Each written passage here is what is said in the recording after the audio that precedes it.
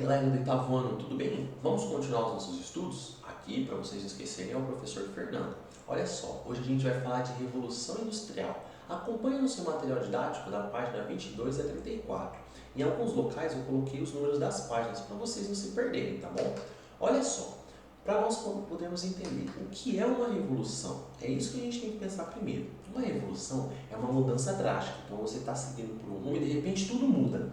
É o que aconteceu com as revoluções inglesas. Eles estavam acostumados com o rei governando e de repente, bum, não tem mais o rei, é o parlamento que manda.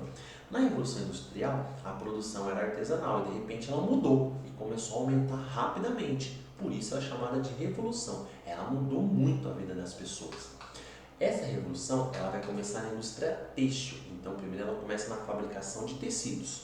Mas olha só o que vai acontecer. Ela é iniciada na Inglaterra, de novo a Inglaterra, porque a Inglaterra se preparou primeiro. Ela teve alguns pontos que a colocaram à frente de outras nações. Olha só, a Inglaterra vai ter mão de obra disponível, vinda do êxodo rural. Esse êxodo ele foi causado por conta dos cerqueamentos. Lembra lá da Rainha Elizabeth I? Ela retomou esse processo. Então, os donos de produção de lã ou de algodão, eles tomavam a terra dos servos, às vezes com autorização do rei ou não, e o servo ficava sem terra. Como ele não tinha terra para produzir alimentos, ele mudava para a cidade e lá ele ia procurar um emprego, se tornando parte da mão de obra. Aí, o que vai acontecer? A Inglaterra vai acumular muito capital nesse período, vindo de três coisas. Capital é dinheiro, tá? Vai vir da corsaria da Rainha Elizabeth, dos atos de navegação do Oliver Cromwell e do fim das revoluções inglesas, onde os burgueses vão participar do parlamento e começam a defender que eles possam ter mais lucro. Então eles vão incentivar esses processos para ter mais dinheiro. Além disso, a Inglaterra vai ser dona de grandes minas de carvão. Você vai entender a importância do carvão mais para frente. Para nós entendermos o que foi a Revolução Industrial, a gente tem que entender o contexto de como era a produção antes. Olha só, a produção primeiro ela era artesanal. Então, para produzir algo assim, o artesão entrava na floresta e pegava madeira. O próprio artesão ia cortar no formato que ele queria, fazer os talhamentos na madeira, o desenho que ele quisesse, pintar, envernizar e entregar para o seu cliente.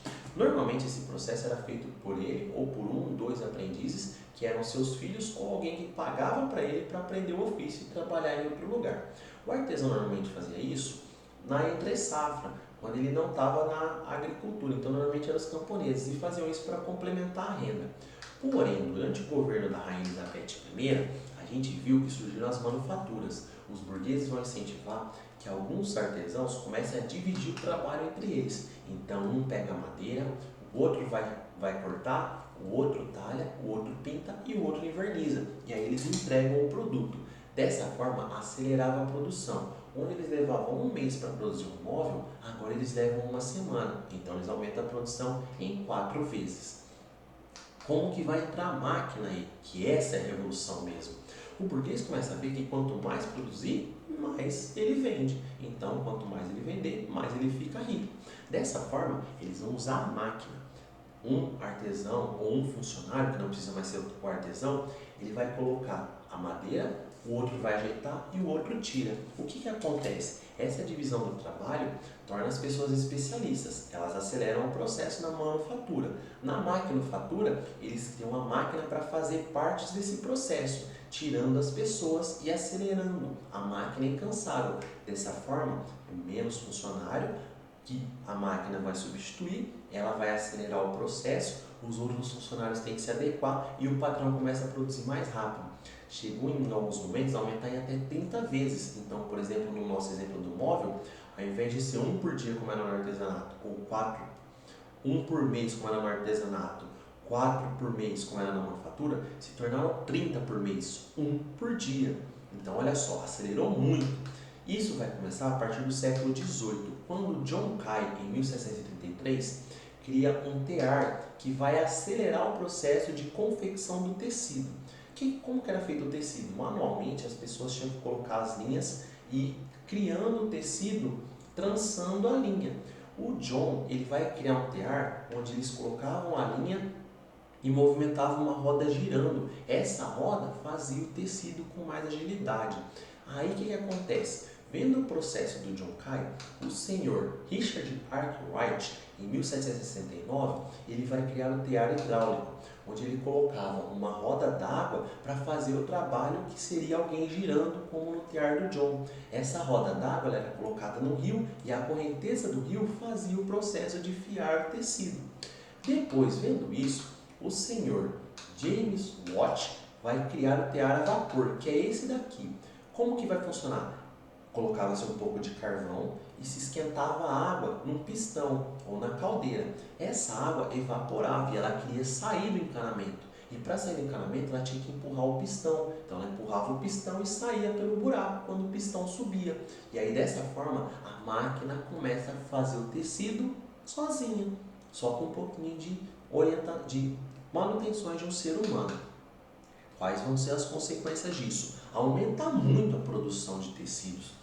Essa produção de tecidos, ela começa a crescer de tal forma que os ingleses conseguem vender para outros países. Essa venda para outros países faz com que eles acumulem mais metais, mais capital. Esse capital é investido em melhores fábricas, também em outros setores, não só no setor têxtil de tecidos. Eles começam a investir em todo tipo de setor e começam a vender produtos cada vez mais para outros países. E aí ele se torna uma grande potência comercial. A Inglaterra, porém, vai ter alguns problemas para quem trabalhava nas fábricas. O trabalhador começa a sofrer bastante. É aquele mesmo que saiu do campo para morar na cidade. É o artesão. Então ele não sabe mais produzir isso daqui. Ele só sabe uma parte da produção. E aí ele fica preso ao trabalho. Ele não consegue pedir as contas para gerar concorrência como era com os aprendizes. Ele fica dependente do patrão. Se ele pedir as contas, outra pessoa vai entrar no lugar dele. Então ele acaba nem sendo importante para o patrão. Porém, o trabalhador que se sujeitava, ele acabava preso também à máquina. Se ele parasse, porque era tudo colocado numa esteira, a máquina parava. Se a produção parasse, o patrão perdia dinheiro.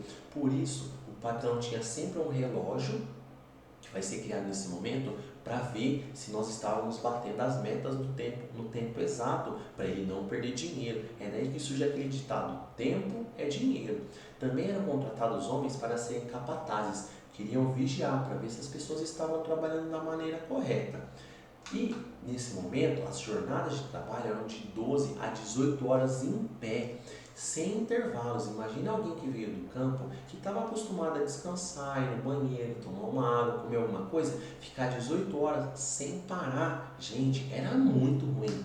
E os salários vão caindo cada vez mais, porque as pessoas vão ficando cada vez mais especialistas e com isso elas não são tão valorizadas. Para você entender um pouquinho melhor assim, vendo, procura no YouTube Tempos Modernos, do Charles Chaplin, beleza? Continuando, olha só o tipo de trabalho que eles tinham. Cada um tinha a sua função. Eles ficavam ali próximos, mas não podiam conversar. Então o cotidiano deles vai piorando cada vez mais. Para vocês terem uma ideia, famílias inteiras começam a trabalhar na fábrica, porque o salário era muito baixo e aí não dava para sustentar todo mundo. Se você chegasse atrasado ou você faltasse, você tinha um desconto no seu salário. Dependendo do que você fizesse, por exemplo, e aí cara, tudo bem? Tal, você tomava a chicotada do capataz, porque não podia conversar, isso atrapalhava o trabalho. Chegar atrasado ou faltar era sempre descontado, porque o patrão não estava nem aí com a desculpa que você ia dar ou que tinha acontecido. Muitas vezes os patrões preferiam eram mulheres e crianças. Por quê? Porque as mulheres e as crianças podiam receber menos. A mulher só pelo fato dela ser mulher e a criança porque era mais fácil de enganar. Olha só para vocês terem uma ideia, as famílias vão passando cada vez mais necessidade e elas muitas vezes ficavam ali na porta da empresa para chegar cedo no trabalho e não ter desconto nenhum. Por que desconto nenhum? Porque as crianças recebiam menos e muitas vezes elas até corriam risco para receber menos e com isso complementar a renda da família. Qualquer centavo contava. Para vocês terem uma ideia, as crianças eram usadas nos serviços de coisa pequena. Recolher peças, entrar numa máquina para tirar uma peça porque ela está enroscada. E olha só, não era máquina elétrica. Quando tirava a peça, a máquina voltava a funcionar e às vezes a criança estava lá dentro. Eles trabalhavam para pegar carvão, o que era até desumano, porque era sem ver a luz do sol, por horas e horas e respirando aquela fuligem. Ao mesmo tempo, a pobreza começa a crescer. As pessoas começam a gastar cada vez mais e cresce o desemprego, porque conforme aumentavam as máquinas, o patrão ia se livrando dos funcionários. Menos funcionários, menos gastos. O que vai acontecer de ruim? As pessoas vão sendo cada vez mais exploradas. Quem ficava, aumentava a quantidade de trabalho. Ampliou-se também a fome e as dívidas. Por quê? Muitos patrões começam a construir cortiços, lugares gigantes com vários e vários quartos de no máximo ali 9 metros quadrados, onde vivia toda a família, daquela imagem que a gente viu agora há pouco, e todo mundo tinha que trabalhar para ajudar a pagar o aluguel e comprar comida, que muitas vezes era no mercadinho do lado da fábrica, que também era do patrão e podia se colocar para ser descontado no salário. Por que o patrão fazia isso? Para ganhar cada vez mais dinheiro, evitar que a pessoa fosse longe, morar longe ou comprar comida e chegasse atrasada. Tudo para eles ganharem cada vez mais. Nesse momento, a poluição também começa a atrapalhar aqui nos narizes deles, porque eles começam a respirar mal, eles começam a beber água cada vez mais suja, porque a sujeira das fábricas é jogada nos rios. A vida vai ficando cada vez pior. E aí, como eles vão se alimentando mal, eles começam a proliferar doenças. Eles trabalhavam em locais fechados, então um espirrozinho, já todo mundo estava gripado. Porém, a insatisfação começa a crescer. Eles não vão aceitar numa boa. O primeiro movimento de satisfação foi liderado pelo Ned Ludd, por isso ele leva o nome de ludismo. O Ned começa a defender que o desemprego está crescendo por conta das máquinas. Se as máquinas não existirem, o desemprego vai cair. Por isso ele começa a defender que as pessoas, os trabalhadores entrem nas fábricas e quebrem as máquinas. Mas é claro que os patrões não vão aceitar isso numa boa e começam a persegui-los e exigir punições contra isso. Por isso vai surgir um outro movimento, que ficou conhecido como cartismo, liderado pelo Sr. William Lovett. Eles vão escrever uma carta que ficou conhecida como Carta do Povo e vão enviar para o parlamento inglês. Nesta carta eles vão fazer algumas exigências. As mais importantes era a redução da jornada de trabalho e que eles pudessem ter um deputado que recebesse o salário dos impostos para representar os trabalhadores. Dessa forma, ele poderia estar lá recebendo um salário, não iria passar fome e lutando pelos seus amigos. Porém, esse movimento foi fortemente reprimido e também perseguido, igual ao ludismo. Mesmo assim, eles conseguiram duas coisas importantes: a redução da jornada de trabalho para 10 horas por dia e a limitação da quantidade de crianças nas fábricas. Depois disso, a revolução ainda continuou avançando e os patrões começaram a investir nos cientistas, porque quanto melhor fossem as máquinas, mais eles iam ganhar. Dessa forma, os avanços foram levando a Inglaterra para frente e nós vamos ter a segunda revolução industrial. Só que ela não ficou presa na Inglaterra. Ela foi para os Estados Unidos, para a Rússia, para a França, para a Alemanha e para o Japão. Esses países também vão ter sua própria indústria e sua própria produção. A Inglaterra continua a principal, mas esses outros países também começam a desenvolver. Vários cientistas vão ganhando investimento e aí vai nascer a ferrovia, que o trem vai acelerar o transporte de pessoas e cargas, vai mostrando que o mundo não é tão grande.